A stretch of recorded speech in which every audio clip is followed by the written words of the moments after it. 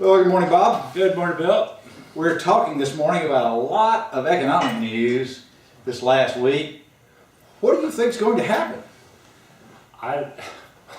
You're asking me? You're the economist. You always talk about economics. So you're the economist. So let's give us the one hand and the other hand, which is what the Fed is doing. I mean, we looked at the minutes, the Fed minutes that were just released from the crisis, and they were talking about, at least early on, raising rates. They were talking about raising rates, that they're worried about inflation. I mean, there were some great quotes in there. I mean, this was back in August of 2008. You think they were smoking pot? I don't know what they were smoking, but they were saying, there's a great quote from, what's his name, Rosengren, who's the president of the Boston Fed.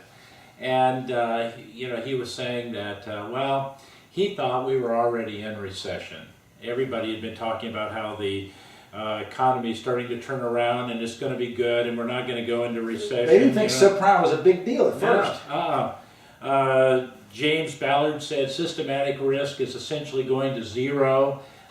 He's the head of the St. Louis Fed at the time. And then Richard Fisher at the Dallas Fed was saying that he's talked to 30 CEOs and none of them felt we were going to have a downturn in the economy.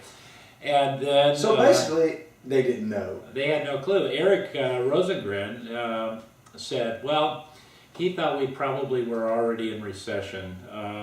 He said that Dr. Yellen is usually correct, and Mr. Fisher is almost always funny, but almost always incorrect. Wrong, exactly wrong.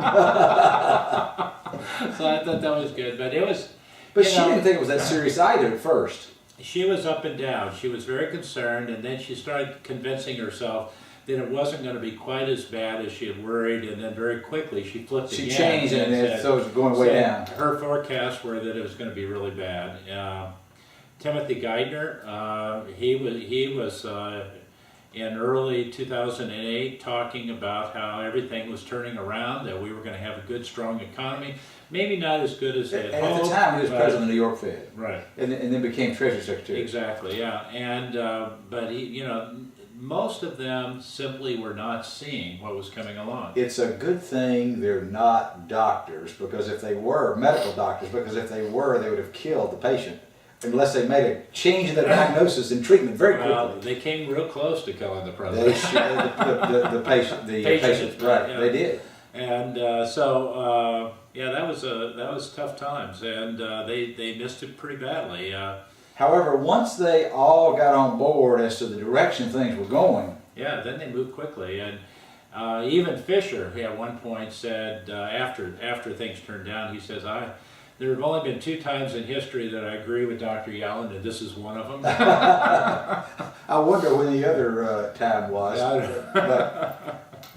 Anyway, it's been some good reading. Well, it's very, people have different points of view, and it's very difficult when things are going well in your area. So if we look at Texas and what he was seeing in his market, energy has propped up much of his market, and so housing was fairly flat, fairly stable. In fact, in some markets was increasing. Yeah, Texas was late, very late, to have housing problems. And didn't have major, really. No, they had a downturn, and fairly, in absolute terms, a fairly significant one later on. But for a long time, when everybody else was crashing, Texas was still climbing. It was interesting. Speaking of housing, though, I mean, right now it's not looking real good. And we had the worst week of mortgage originations for the last 18 months, and the worst purchase numbers since September of 2011. Well, we've got a good scapegoat, the weather. Oh, the weather. So basically, we've got the weather, and people will be talking about the weather. The economists are already talking about how that's affecting basically hiring and housing, the 2 H's. Yeah, well, that's probably true that the weather had an impact in that 1 week. but the trend has not been good. The trend has not been good. So where do you see all of this going? I mean, it would seem as though the Fed might be a little early. Now, the question is, when do we come back? And so and they've got to try to anticipate that. Yeah. And so they want to taper in the face of that. Well, you know, I mean, I think that Yellen is going to be very sensitive to not trying to do anything too fast, you know, to change things. And Most economists speculate it would be basically a 20 billion, at least a 10, or sometimes economists thought it would be a 20 billion taper. They didn't really do that. No. They started out very small and they've kept it small in terms of the taper. They're still buying. This is what people miss. Right. They're just buying less. Right. Yeah, they're just reducing their consumption. Exactly. And so what we're seeing is we're still seeing the Fed's balance sheet grow. It's just growing at a slower rate. Right. Well, you know, there are a lot of things that are affecting housing right now. First of all, the rates are up. Okay. Secondly, housing prices are going up. Right. Okay. So those are serious things. We have fewer distressed properties. So that means that there are fewer investors buying.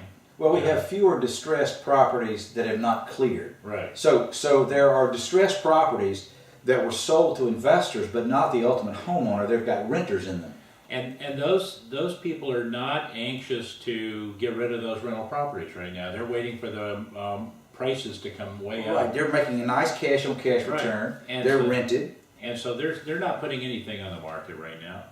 So you know, we have limited inventory out there. And so let's say that you wanted to move up into another house. Well, there's not a lot out there to look for. And so therefore you don't put your house well, that's right. You've got to have there's a trade-up market going on. And we've got to have a supply, sufficient supply. Right. And that supply is not there. And so as a result, if you want to buy a house, if you're a first-time buyer, we're seeing some of those prices begin to trend in the correct direction. And so, you know, there is a limited inventory out there. The other thing that you know, is influencing some of this stuff is that when you're a seller and you're looking to potentially sell, first of all, are you underwater?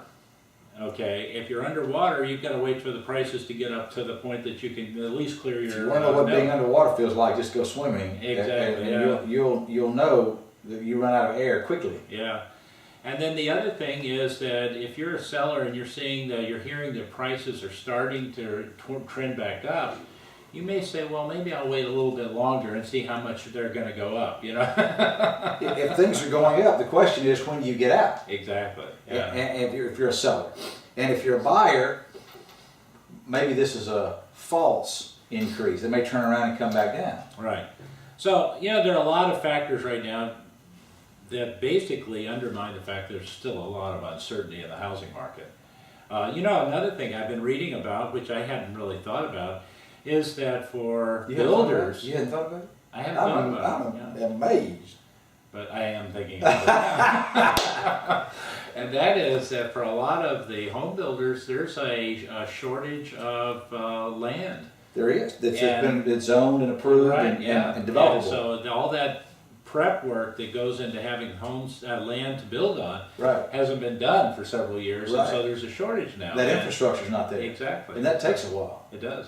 So, what are we going to see remainder of 14 and into 15? More uncertainty, gradual increase in confidence, gradual improvement in the market, gradual increase in transaction volume. I think we're going to see a little bit of a spurt in the spring. That'll be good. Everybody will get happy, and and maybe they'll build the confidence a little bit more. And so, I keep hoping that things will start turning around quicker. But there's a lot of legacy uncertainty and a lot of housing out there that's got to be cleaned up before we can really make it a bright and shiny day. Well, we're about out of time. Is there any last thought you want to leave our listeners with? Well, read the 2008 Fed transcripts, and you'll have something really enjoyable to read. It will cure insomnia. I don't know if it'll cure yourself. I mean, you'd be out there laughing for a long time. Well, this is FNC's Morning View. I'm Bill Rayburn with Bob Dorsey. You all have a fantastic week.